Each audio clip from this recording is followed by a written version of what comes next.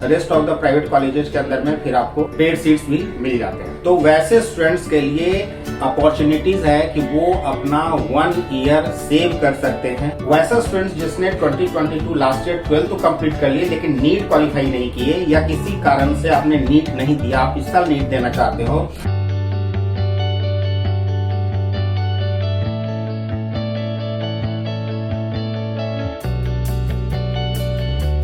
Hello friends, welcome to my career Pathshala. आज के इस वीडियो में जो हम लोग डिस्कस करेंगे वो है एमबीबीएस इन नेपाल।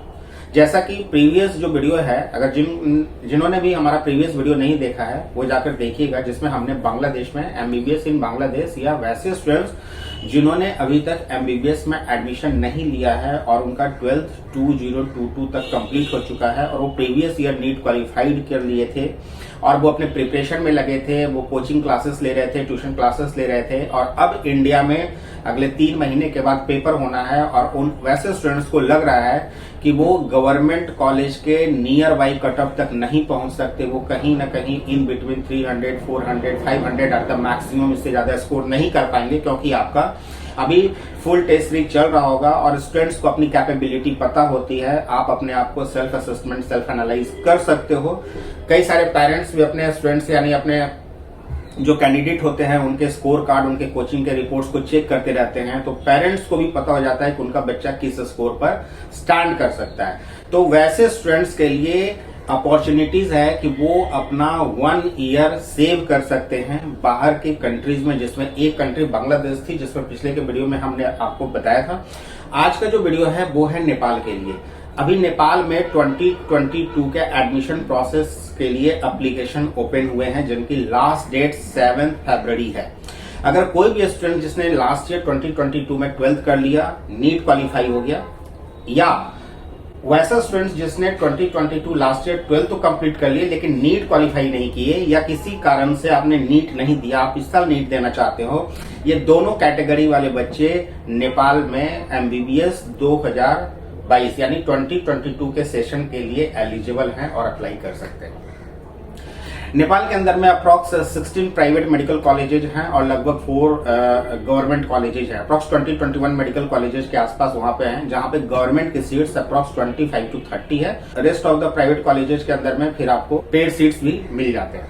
अब क्या प्रोसीजर है कि अगर आप नेपाल का मेडिकल का फॉर्म भरते हो, जिसकी इंडियन रुपीज में एप्लीकेशन कॉस्ट अप्रॉक्स 5000 रुपीज के आसपास आएगी, और अगर प्राइवेट कॉलेज में अगर आप नेपाल में अप्लाई कर रहे हो तो 50 लाख से लेकर के 65 लाख के बजट के आसपास आपका जो है टोटल पैकेज पड़ेगा, अप्रॉक्स एवरीथिंग, जिसमें ट्यूशन फीस, खाना पीना, रहना, जितने भी रजिस्ट्रेशन चार्जेज होते हैं उन सबको लेकर के। That varies college to college. एक दूसरा, वहां के जो गवर्नमेंट कॉलेज है उसमें भी आपके लिए अपॉर्चुनिटीज मिल सकती है। कैसे मिल सकती है?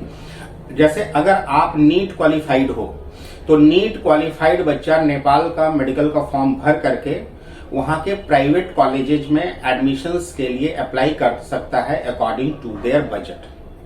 ठीक है, उसमें हम आपकी पूरी मदद करेंगे माई करियर पाठशाला।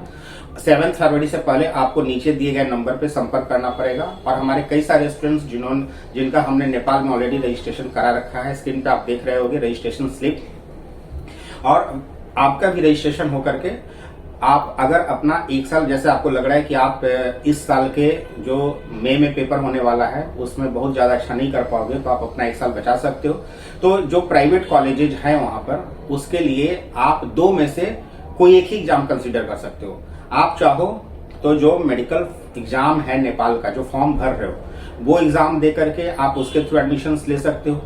अगर किसी स्टूडेंट को लगता है कि वो बहुत अच्छा कैंडिडेट है और वो नेपाल का मेडिकल का निकाल सकता है, तो वो उसका एग्जाम देगा और उसका कट ऑफ अगर अच्छा आता है तो वहां के गवर्नमेंट कॉलेज में लेगा। लेकिन गवर्नमेंट कॉलेज की जो फीस है वो भी वहां पर $75,000 गवर्नमेंट ने फिक्स कर रखी है। तो $75,000 गवर्नमेंट की फीस जो फिक्स है वो तो आपको देनी ही पड़ेगी। लेकिन प्राइवेट में क्या होता है कि $75,000 से कम अमाउंट पे भी आपको नेगोशिएशन वहां पे हो जाता है। तो आपको 2 में से कोई एक ही एग्जाम कंसीडर करना पड़ता है। अगर नीट क्वालिफाइड है, 200 प्लस है, या वैसे भी अगर 150 के आसपास भी अगर आपका है, तो आपको सिर्फ रजिस्ट्रेशन करा करके वहां के प्राइवेट कॉलेज के लिए एक अपॉर्चुनिटी अपने लिए क्रिएट कर सकते हैं और कम बजट में आपको नेपाल में अपॉर्चुनिटी मिल सकती है। नेपाल में एडमिशंस लेने के लिए आपको कोई भी पासपोर्ट की जरूरत नहीं होती है, किसी भी वीजा की जरूरत नहीं पड़ती। नेपाल में डायरेक्ट एडमिशंस ले सकते हैं। जैसे इंडिया के किसी भी पार्ट में आप ट्रेवल कर सकते हो, उसी तरीके से इंडिया से नेपाल में भी आप ट्रेवल कर सकते हो। इंटरनेशनल फ्लाइट्स है, नो पासपोर्ट नो वीजा।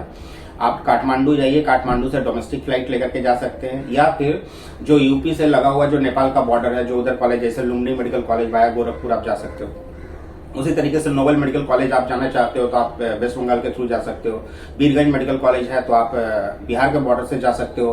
तो इस तरीके से कनेक्टिविटी है, जिधर से आपके जो इजी रूट बढ़ता है वो हमारे द्वारा आपको गाइड किया जाएगा और उधर से आप ट्रेवल कर सकते हो। सो बिना देर किए हुए, आपको पता है अपना मार्क्स, आपको पता है अपना कैपेबिलिटी, सो आप अपने आप को एनालाइज कीजिए, जज कीजिए और अपना ईयर सेव कीजिए, मनी सेव कीजिए और फोकस होकर के आप दोनों कंट्री आपके लिए अभी ओपन है, बांग्लादेश और नेपाल। दोनों के वीडियो आप देख सकते हैं। इसके लिंक यहाँ पे भी आपको प्रीवियस वीडियो का लिंक मिल जाएगा। और इन दोनों कंट्रीज के अंदर में अपॉर्चुनिटीज है अकॉर्डिंग टू योर बजट और according to your comfort zone. आप इन दोनों कंट्रीज में किसी भी यूनिवर्सिटीज के लिए अप्लाई करना चाहते हैं तो माई करियर पाठशाला से नीचे दिए गए नंबर पर कांटेक्ट कर सकते हैं। तो बने रहिए माई करियर पाठशाला के साथ। Till then stay connected. Thank you so much. Keep liking and keep subscribe.